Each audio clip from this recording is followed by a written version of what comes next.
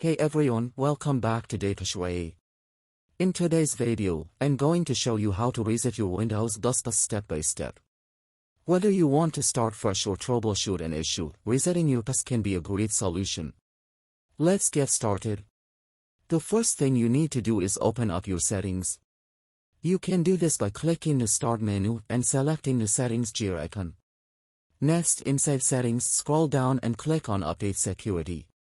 Now, on the left sidebar, find and click on Recovery. Under the Reset This section, you will see a button that says Get Started. Click on that.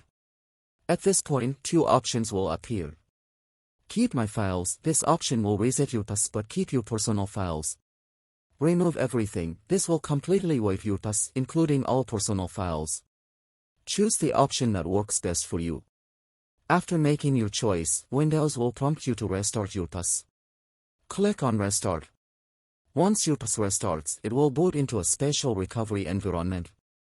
Here, click on Troubleshoot. From the Troubleshoot menu, click Reset This DOS again. Now, two more options will appear. Only the drive or Windows is installed. This will reset only your main system drive.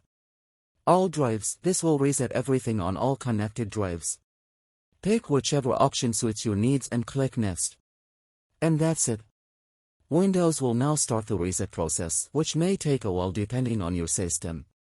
Once it's done, your DOS will be reset to its original state, ready to go. If this video helped you out, don't forget to like, subscribe, and hit that notification bell for more tech tutorials. Thanks for watching, and I will see you in the next video.